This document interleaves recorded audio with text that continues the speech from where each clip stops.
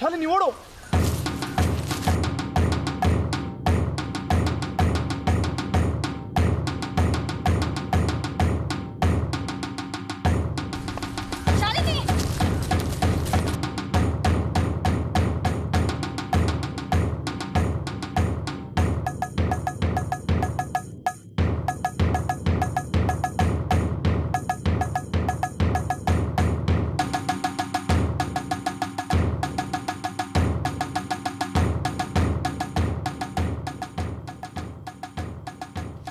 ಶಾಲಿನಿ ನಿಂತ್ಕೋ. ನಾನು ನೋಡ್ಕೊಂಡು ಯಾಕೆ ಓಡೋಗ್ತಾ ಇದೆಯಾ? ಏನು ವಿಷಯ ಹೇಳು. ಏನು ವಿಷಯ ಅಂದರೆ ಎಷ್ಟು ದಿನ ಆಯಿತು ನೀನು ನಾಪತ್ತೆ ಆಗಿ. ನೀನು ನಾಪತ್ತೆ ಆಗಿರೋದಕ್ಕೆ ನಾನು ಕಾರಣ ಅಂತ ಪೊಲೀಸ್ನವರು ನನ್ನ ಹುಡ್ಕೊಂಡು ಬಂದಿದ್ರು. ಊರಲ್ಲೆಲ್ಲ ನಿನ್ನ ವಿಚಾರದೇ ಚರ್ಚೆ ಆಗ್ತದೆ. ಪಾಪ ನಿಮ್ಮ ತಂದೆ ನೀನು ಎಲ್ಲಿಗೂ ಹೋಗ್ಬಿಟ್ಟೆ ಅಂತ ಚಿಂತೆ ಮಾಡ್ಕೊಂಡು ಕೂತಿದ್ದಾರೆ. ನೀನು ನೋಡಿದ್ರೆ ಇಲ್ಲಿ ಯಾರ್ದೋ ಜೊತೆ ಓಡಾಡ್ತಾ ಇದ್ಯಾ? ಯಾರು ನಿನ್ ಜೊತೆ ಇಲ್ಲಿ ದುಡ್ಗ? ಆ ವಿಷಯ ನಿಂಗೆ ಬೇಡ. ಏನೇ ಹೀಗೆ ಹೇಳ್ತಾ ಇದ್ಯಾ? ನಾನು ನಿನ್ ಫ್ರೆಂಡ್ ಅಲ್ವಾ? ನೀವ್ ಯಾರು ಅಂತ ನಂಗೆ ಗೊತ್ತಿಲ್ಲ. ಶಾಲಿನಿ,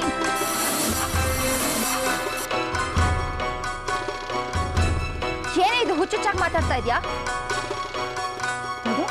ಮಿಕ್ಕ ವಿಚಾರನ ನಿಮ್ ಮನೆಗೆ ಹೋಗಿ ಮಾತಾಡೋಣ ಬಾ. ಮನೇನಾ? ನಾನ್ ಬರೋದಿಲ್ಲ. ಏನಾಗಿದ್ಯಾ ನಿಂಗೆ? ಯಾಕೆ ವಿಚಿತ್ರವಾಗಿ ನಡ್ಕೋತಾ ಇದ್ಯಾ? ಕಿರಣ್ಗೆ ಶೃಂಗೇರಿನಲ್ಲಿ ಸಿಕ್ಕಿದ್ಯಂತೆ, ಅಲ್ಲೇ ಓಡಾಡ್ತಿದ್ಯಾ ಅಂತ ಎಲ್ಲರೂ ಹೇಳ್ತಿದ್ದಾರೆ. ಈಗ ನೋಡಿದ್ರೆ ನೀನ್ ಗುತ್ತಿಕಾನ್ ಗುಡ್ದಲ್ಲೇ ಇದೆಯಾ? ಊರಲ್ಲೇ ಇದ್ಕೊಂಡು ಮನೆಗೆ ಬರ್ದೇ ಇರೋಂಥ ಕಷ್ಟ ಏನಾಗಿದ್ಯಾ ನಿಂಗೆ? ನೋಡು, ನನ್ನ ವಿಚಾರಕ್ಕೆ ನೀನು ಬರಬೇಡ. ನಿನ್ಗೇನು ಪೊಲೀಸ್ ತೊಂದರೆ ಕೊಡ್ತಾ ಇದ್ದಾರಾ? ಈಗ ತೊಂದರೆ ಕೊಡ್ತಿದ್ದಾರೆ ಅಂದ್ರೆ ಹೇಳು, ಅದಕ್ಕೇನು ಬೇಕೋ ನಾನು ಮಾಡಿಸ್ತೀನಿ.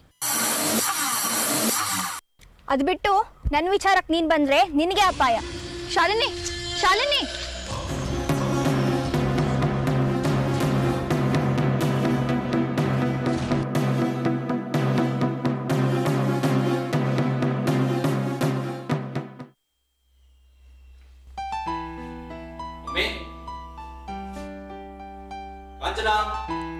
ಬಂದೆ.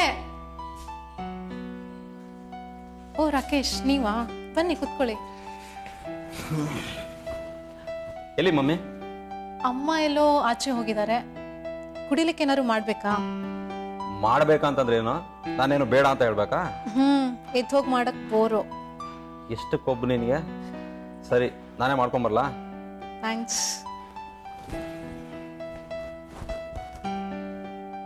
ಕಾಫಿ ತುಂಬಾ ಸ್ಟ್ರಾಂಗ್ ಆಗಿರ್ಲಿ.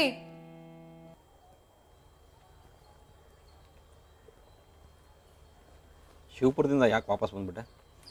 ಈ ವಿಚಾರ ಕೇಳಕ್ಕೆ ಇಷ್ಟೊಂದು ಪೀಠಕ್ಕೆ ಹಾಕ್ಬೇಕಿತ್ತಾ? ಅವತ್ತೇ ಹೇಳಿದ್ನಲ್ಲ ಫೋನ್ ಮಾಡಿದಾಗ. ನಾನಿನ್ನೂ ಅದೇ ಡೆಲೆಮದಲ್ಲೇ ಇದ್ದೀನಿ. ನಿನ್ನ ಪ್ರಾಬ್ಲಮ್ಗಳು ಏನು ಅಂತಾನೆ ನನಗೆ ಅರ್ಥ ಆಗ್ತಾ ಇಲ್ಲ. ನಾನಲ್ಲಿ ಹೋಗಿದ್ಯಾಕೆ? ಅವ್ರ ಮೇಲೆ ದ್ವೇಷ ತೀರಿಸ್ಕೊಳ್ಳೋಕ್ಕೆ. ಅಮ್ಮ ಅನುಭವಿಸಿದ ನೋವು ಅವರು ಅನುಭವಿಸೋ ಹಾಗೆ ಮಾಡೋಕ್ಕೆ.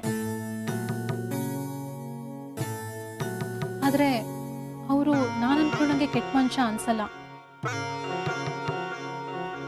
ನಾನು ಅವ್ರಿಗೆ ಕೆಟ್ಟದ್ದು ಮಾಡೋದಿರಲಿ, ಈಗ ಅವ್ರು ಅನುಭವಿಸ್ತಾ ಇರೋದು ನೋಡಿದ್ರೆ ನನಗೆ ಬೇಜಾರಾಗತ್ತೆ. ಅಲ್ಲ ಕಾಂಚನ, ಕಣ್ಣೀರು, ಅವಮಾನ, ಒಂಟಿತನ ಇವುಗಳಲ್ಲೇ ನಿಮ್ಮಮ್ಮ ಅರ್ಧ ಜೀವನ ಕಳೆಯುವಾಗ ಮಾಡಿದ ವ್ಯಕ್ತಿ ಬಗ್ಗೆ ನಿನಗಿಷ್ಟೇನೋ ಕೋಪ ಇರೋದು? ಅವ್ರನ್ನ ಸರ್ವನಾಶ ಮಾಡ್ತೀನಿ ಅಂತ ಹೊರಟಿದ್ದೆ. ಏನ್ ಮಾಡ್ಲಿ? ಅವ್ರ ಕೆಟ್ಟತನದ ಬಗ್ಗೆ ನನಗಿದ್ದ ಕಲ್ಪನೆಗೂ ಅವ್ರು ಇವಾಗಿರೋದಕ್ಕೂ ಅಜಗಜಾಂತರ ವ್ಯತ್ಯಾಸ ಇದೆ.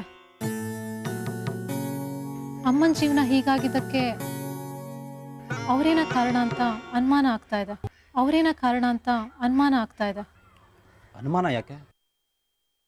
ಇಷ್ಟು ವರ್ಷ ನಿಮ್ಮಮ್ಮ ಏನೇನು ಅನುಭವಿಸಿದ್ದಾರೆ ಅಂತ ನೀನು ಕಣ್ಣಾರೆ ನೋಡಿಲ್ವಾ? ನೋಡಿದ್ದೀನಿ, ಆದ್ರೆ ಅದಕ್ಕೆ ಅಪ್ಪನೇ ಕಾರಣ ಅನ್ಕೊಂಡಿದ್ದು ನನ್ನ ಊಹೆ. ಅಮ್ಮ ಯಾವತ್ತೂ ಬಾಯ್ಬಿಟ್ಟು ಹೇಳಿಲ್ಲ. ಹಾಗಂತ ಅವ್ರ ಮೇಲಿರೋ ದ್ವೇಷನ ಮರೆತು ಸುಮ್ಮನಾಗ್ಬಿಟ್ರೆ? ಇಷ್ಟು ಸಣ್ಣ ವಿಚಾರಕ್ಕೆ ನೀನು ತಲೆ ಕೆಡಿಸ್ಕೊಂಡು ಕೂತ್ಕೊಂಡ್ರೆ ಆಮೇಲೆ ಏನು ಮಾಡೋಕ್ಕಾಗಲ್ಲ. ಮನಸ್ಸನ್ನ ಸ್ವಲ್ಪ ಗಟ್ಟಿ ಮಾಡ್ಕೊಂಡು ನೀನು ಶಿವಪುರಕ್ಕೆ ವಾಪಸ್ ಹೋಗು. ಅರೆ, ನನ್ನನ್ನು ಯಾಕೆ ಬಲವಂತ ಮಾಡ್ತಾ ಇದ್ದೀರಾ? ದ್ವೇಷ ಇರೋದು ನನಗೋ ನಿಮ್ಗೋ? ಅಥವಾ ನನ್ನನ್ನು ಮುಂದಿಟ್ಕೊಂಡು ನೀವು ಬೇರೆ ಏನೋ ಪ್ಲಾನ್ ಮಾಡ್ತಾ ಇದ್ದೀರಾ?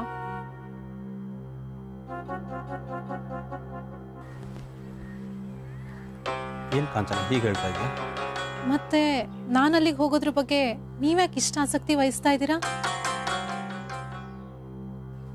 ನಿಮ್ಮ ಉದ್ದೇಶಗಳು ಏನು ಅಂತಾನೆ ನನ್ಗೆ ಅರ್ಥ ಆಗ್ತಾ ಇಲ್ಲ. ಕೂಗ್ಮಾರಿ ಹೆಸರಲ್ಲಿ ಕೂಗೋ ಆ ಹೆಂಗ್ಸ್ ಯಾರು?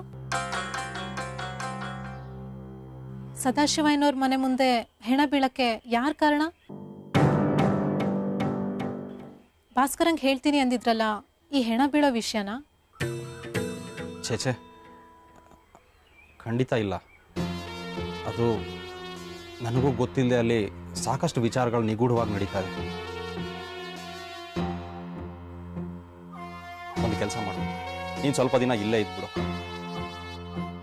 ನಿನ್ನ ಡೌಟ್ಗಳನ್ನೆಲ್ಲ ಕ್ಲಿಯರ್ ಮಾಡಿಕೊಂಡು ಮತ್ತೆ ವಾಪಸ್ ಹೋದ್ರಾಯ್ತು.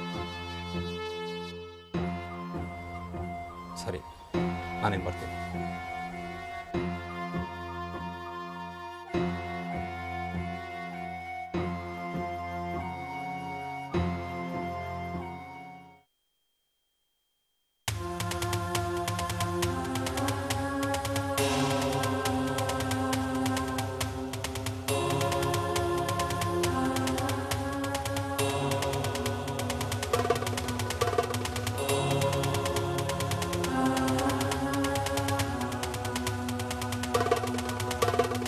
ಎಂತ ಶೆಟ್ರೆ ಭಾರಿ ಅರ್ಜೆಂಟಾ? ಇಲ್ಲ ಮಾರೆ, ಒಂದು ಟೆನ್ಷನ್, ಈಗ ಟೆನ್ಷನ್ ಸಂಗತಿಯಾಗಿ ಹೋಗಿದೆ ಅಲ್ಲಿ. ಓ ನೋಡಿ ನಾರಾಯಣ ಸ್ವಾಮಿಗಳೇ, ನಿಮ್ಮ ಶಿಷ್ಯನಿಗಿರೋದು ಎರಡೇ, ಒಂದು ಟೆನ್ಷನ್ನು, ಇನ್ನೊಂದು ಡೌಟು.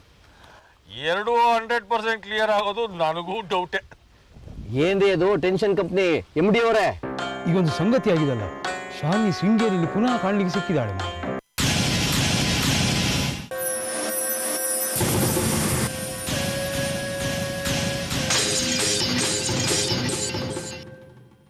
ಹೌದೇನ್ರಿ? ನೀವು ಸರಿಯಾಗಿ ನೋಡಿದ್ರೆ ತಾನೆ? ನಮ್ಮ ಶೆಟ್ರು ಯಾವುದಕ್ಕೆ ಎಡವಟ್ಟು ಮಾಡ್ಕೊಂಡ್ರು, ಎಡ್ಡೆ ಪೊಣ್ಣು ಬಾಲೆ ನೋಡುವಾಗ ಎಡವಟ್ಟು ಮಾಡ್ಕೊಳ್ಳೋದಿಲ್ಲ. ಎಲ್ಲಿ ಸಿಕ್ಕಿದ್ಲು, ಯಾರಿಗೆ ಸಿಕ್ಕಿದ್ಲು, ಹೇಗೆ ಸಿಕ್ಕಿದ್ಲು? ಸಿಕ್ಕಿದ್ದು ಕಾವ್ಯನಿಗೆ, ಜೊತೆಗೆ ಚಂದ್ರನನ್ನು ಸಹ ಅವಳನ್ನು ಪುನಃ ಹುಡುಕಿ ತರಲಿಕ್ಕೆ ಓಡಾಡ್ತಾ ಇದ್ದಾನೆ ಮಾರಾಯರೆ. ಏನ್ ಹೇಳ್ತಾ ಇದ್ದೀರಿ ಶೆಟ್ರೆ? ಚಂದ್ರಣ್ಣ ಈ ವಿಷಯಕ್ಕೂ ತಲೆ ಹಾಕದ್ನ? ಇದೇ ನನ್ನ ಕಣ್ಣಲ್ಲಿ ನೋಡಿ ಬಂದೇನೆ. ಒಂದ ನನ್ನ ದೃಷ್ಟಿ ಸುಳ್ಳು, ಇಲ್ಲ ಅಂದ್ರೆ ಚಂದ್ರನೇ ಸುಳ್ಳು. ಛೆ, ಶಾಲಿನಿ ಕಣ್ಮರೆಯಾಗಿರೋದು ಊರಿನ ಒಂದು ಸಮಸ್ಯೆ. ಅದು ಜೀವಂತವಾಗಿ ಮುಂದಿನ ಎಲೆಕ್ಷನ್ವರೆಗೂ ಇದ್ರೆ ಆಗ ಅದು ದಿವಾಳಿ ಎಂದಿರೋ ಡಬ್ಬಾ ಬ್ಯಾಂಕು, ರಾಜಧಾನಿಗಳ ಕೆಲವು ಕಂಪನಿಗಳಿರಲ್ವೇ ಹಾಗೆ. ಅದಂತೀರ? ಮತ್ತೇನ್ ಹೇಳಿ ನಿಮ್ಮ ಈ ಎಳಸ ಆಲೋಚನೆ. ಆ ಚಂದ್ರಣ್ಣ ಶಾಲಿನಿನ ಹುಡುಕಿ ತರೋದ್ರಲ್ಲಿ ಅನುಮಾನನೇ ಇಲ್ಲ. ಅವನ ಯೋಗ್ಯತೆ ಬಗ್ಗೆ ನಂದೇನು ತಕರಾರಿಲ್ಲ.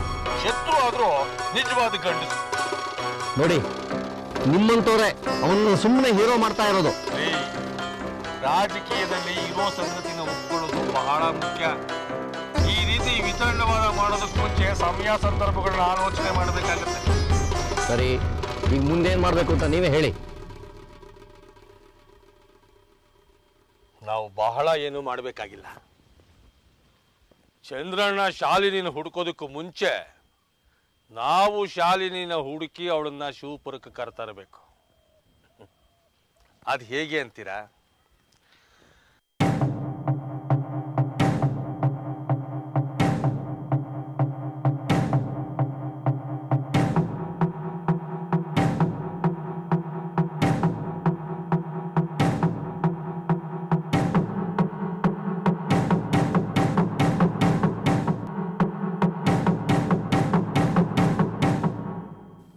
ಇಷ್ಟಾಗಬೇಕು ನಾರಾಯಣ ಸ್ವಾಮಿಗಳೇ. ಅಂದ್ರೆ ಈಗಿರೋ SIನ ಸಸ್ಪೆಂಡ್ ಮಾಡಬೇಕು, ಆ ಜಾಗಕ್ಕೆ ಬೇರೆ SIನ ತಂದು ಹಾಕಬೇಕು. ಆ ಕೆಲಸ ನಾನು ಮಾಡ್ತೀನಿ, ಅದು ಈಗಲೇ ಆಗುತ್ತೆ. ಈ ಕರ್ನಾಟಕ MLC ಒಂದು ಫೋನ್ ಹಚ್ಚಿಡಿ. ಅಲ್ಲಿಗೆ ಮಾಡ್ತಾ ಇದ್ದೇನೆ. ನನ್ನದು ಬಾಂಬೆ ಬ್ರೈನ್. ಮುಂಬೈ ಬ್ರೈನ್, ಹಳೆ ಗೂಡ್ಸ್ ಬ್ರೈನ್, ಅಲ್ಲೇ ತುಂಬಾ ಸರಕು, ಅದ್ರಲ್ಲಿ ಅರ್ಧ ಸೂಕು ಅರ್ಧ ತೂಕು. ಹಾ, ಹಿಂಗಾಯ್ತು, ತಗೊಳ್ಳಿ. ಹಲೋ MLC ಸಾಹೇಬ್ರಾ? ನಾನು ಸ್ವಾಮಿ ನಮಸ್ಕಾರ. ಅದು ಏನು ಅಂದರೆ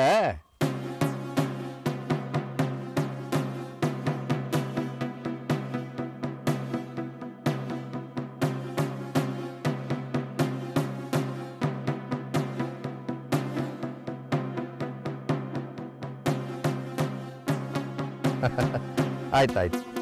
okay sir, thank you.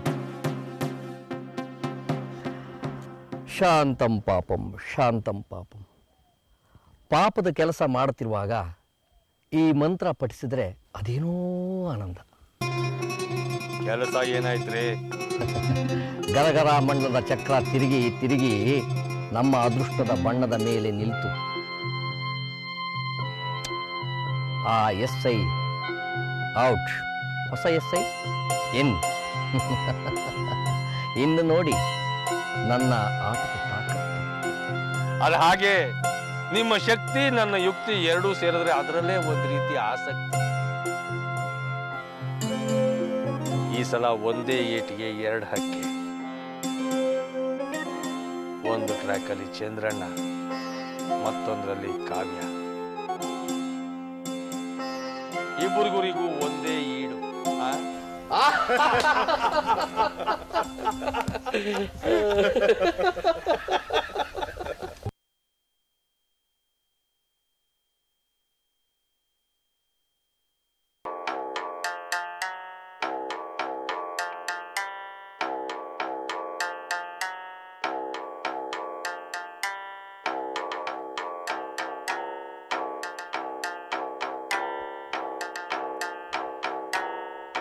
Sadashiva, Sadashiva, ಅವರೆಲ್ಲ ಹೊರಗಡೆ ಹೋಗಿದ್ದಾರೆ. ಹೌದಾ? ಅದಕ್ಕೆ ಏನಿಲ್ಲ, ಹೊಸ ಜಾಗಕ್ಕೆ ಬಂದಿದ್ದೀರಿ, ಏನು ಹೀಗೆ ಅಂತ ವಿಚಾರಿಸ್ಕೊಂಡು ಹೋಗೋಣ ಅಂತ ಬಂದೆ. ಒಳಗೆ ಬಾ ಸೋಮಶೇಖರ. ಪರವಾಗಿಲ್ಲ ಅದಕ್ಕೆ, ಇಲ್ಲೇ ಕೂತಿರ್ತೇನೆ. ಕುಡಿಯೋಕೆ ಏನಾದ್ರು ತರಲ್ಲ? ಬೇಡ ಬೇಡ, ಹೊಸ ಮನೆ ಎಲ್ಲ ಅನುಕೂಲವಾಗಿದೆಯಾ? ಯಾರ್ದೋ ಮನೆ, ನಮ್ಮ ಮನೇನ ಭಾವನೆ ಹೇಗೆ ಬರ್ತದೆ? ಒಂದೊಂದ್ಸರಿ ನಾವೇ ಇಲ್ಲಿ ಹೊರಗಿನವರು ನಾವು ಸಮಸ್ಯೆ. ನನಗೆ ಅರ್ಥ ಆಗುತ್ತೆ. ಅರ್ಧ ಜೀವನ ಮನೆಯಲ್ಲಿ ಕಳೆದುಬಿಟ್ಟಿದೆ. ಏಕಾಏಕಿ ಆ ಮನೆ ಖಾಲಿ ಮಾಡಿ ಹೊಸ ಜಾಗಕ್ಕೆ ಬಂದು ಹೊಂದ್ಕೊಳ್ಳೋದು ಅಂದರೆ ಅಷ್ಟು ಸುಲಭ ಅಲ್ಲ. ನೀವು ಸದಾಶಿವ, ಕಾವ್ಯ ನಮ್ಮನೆಗೆ ಬಂದ್ಬಿಡ್ಬೋದಲ್ಲ. ಹೀಗೆ ಬೇರೆ ಯಾರ್ದೋ ಮನೆಯಲ್ಲಿ ಯಾಕಿರ್ಬೇಕು? ಪರವಾಗಿಲ್ಲ ಬಿಡು, ಹೇಗೋ ಹೊಂದ್ಕೋತೀವಿ. ಸಮಸ್ಯೆ ಈಗ ಅದಲ್ಲ, ನಮಗೆ ನಮ್ಮ ಮನೆನ ಬಿಟ್ಟಿರೋಕ್ಕಾಗ್ತಾ ಇಲ್ಲ. ಅಲ್ಲಿ ಹೊರಟೋಗೋಣ ಅನ್ಸುತ್ತೆ. ಆದರೆ ಅಲ್ಲಿ ನಡೆದಿದ್ದನ್ನೆಲ್ಲ ನೆನೆಸ್ಕೊಂಡ್ರೆ ತುಂಬ ಭಯ ಆಗುತ್ತೆ. ಒಟ್ಟಿನಲ್ಲಿ ಮನಸ್ಸಿಗೆ ನೆಮ್ಮದಿ ಇಲ್ಲ. ಯಾವಾಗ ಅಲ್ಲಿದೆಲ್ಲ ಸರಿ ಹೋಗಿ ನಮ್ಮ ಮನೆ ನಾವು ವಾಪಸ್ ಹೋಗ್ತೀವಿ ಅನ್ಸುತ್ತೆ. ಯೋಚನೆ ಮಾಡಬೇಡಿ ಅದಕ್ಕೆ. ನಿಮ್ಮ ನೋವು ನನಗೆ ಅರ್ಥ ಆಗುತ್ತೆ. ಶ್ರೀಪತಿ ತಂತ್ರಿಗಳು ಹೇಳಿದ್ದಾರೆ, ಬರೋ ಅಮಾವಾಸ್ಯೆಗೆ ಆ ಮನೆಯಲ್ಲಿ ಒಂದು ಪೂಜೆ ಇಟ್ಕೊಂಡು ಭೂತ ಪ್ರೇತಗಳಿಗೆ ದಿಗ್ಬಂಧನ ಹಾಕ್ಕೊಡ್ತಾರಂತೆ. ಆಮೇಲೆ ಅವ್ರಿಗೆ ಕಾಟ ಇರೋದಿಲ್ಲ.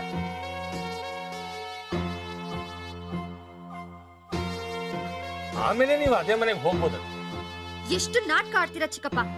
ಯಾಕೆ ಈ ರೀತಿ ಹಿಂದೊಂದು ಮುಂದೊಂದು ಮಾತಾಡ್ತೀರಾ? ನಾನೇನಮ್ಮ ಮಾಡ್ದೆ? ನೋಡಿ, ಈ ನಾಟಕ ಎಲ್ಲ ನಮ್ಮ ಅಪ್ಪನ ಹತ್ರ ಇಟ್ಕೊಳ್ಳಿ.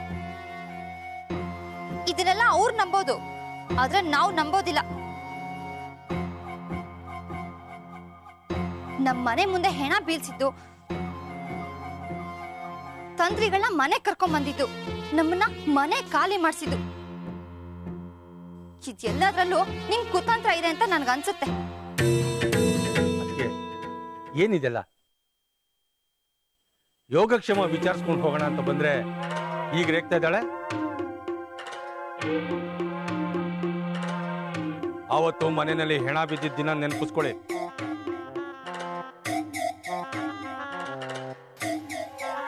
ನಾನು ನಾರಾಯಣ ಸ್ವಾಮಿ ಹೇಳಿ ಪೊಲೀಸ್ ಕೇಸ್ ಆಗದೆ ಇರೋ ನೋಡ್ಕೊಂಡಿದ್ದಕ್ಕೆ ಸರಿ ಹೋಯ್ತು. ಇಲ್ಲ ಅಂದಿದ್ರೆ ಆ ಹೆಣ ಬೀಳೋದಕ್ಕೆ ಸದಾಶಿವನೇ ಕಾರಣ ಅಂತ ಊರಿನ ಜನ ಎಲ್ಲ ಅವನನ್ನು ಜೈಲಿಗೆ ಕಳಿಸಿರೋದು.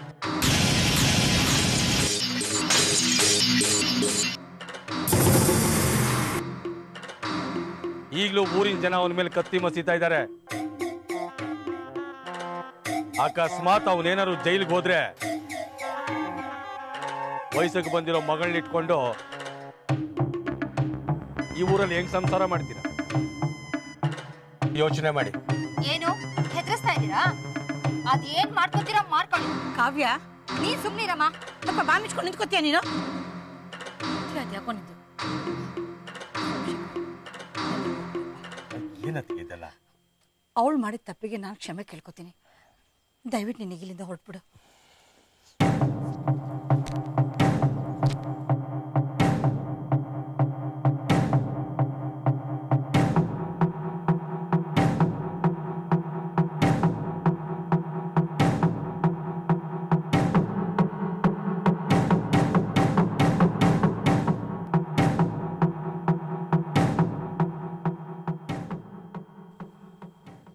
ಏನಮ್ಮ ನೀನು ಅವ್ರಿಗೆ ಹೆದರ್ಕೊಂಡು? ಕಾವ್ಯ, ನಿಮ್ಮ ಸೋಮಶೇಖರ್ ಚಿಕ್ಕಪ್ಪ ಎಂಥವ್ರು ಅಂತ ನಿನಗಿಂತ ಚೆನ್ನಾಗಿ ನನಗೆ ಗೊತ್ತಿದೆ ಕಣೆ. ಆ ಮನುಷ್ಯ ಮನಸ್ಸು ಮಾಡಿದ್ರೆ ಎಂಥ ನೀಚ್ ಕೆಲಸ ಬೇಕಾದ್ರೂ ಮಾಡ್ತಾರೆ. ಮೊನ್ನೆ ನೀನೇ ನೋಡಿದ್ಯಲ್ಲ, ಮನೆ ಮುಂದೆ ಹೆಣ ಬಿದ್ದಿದ್ದಾಗ ಊರಿನವರೆಲ್ಲ ಸೇರ್ಕೊಂಡು ಎಷ್ಟು ಗಲಾಟೆ ಮಾಡಿದ್ರು ಅಂತ.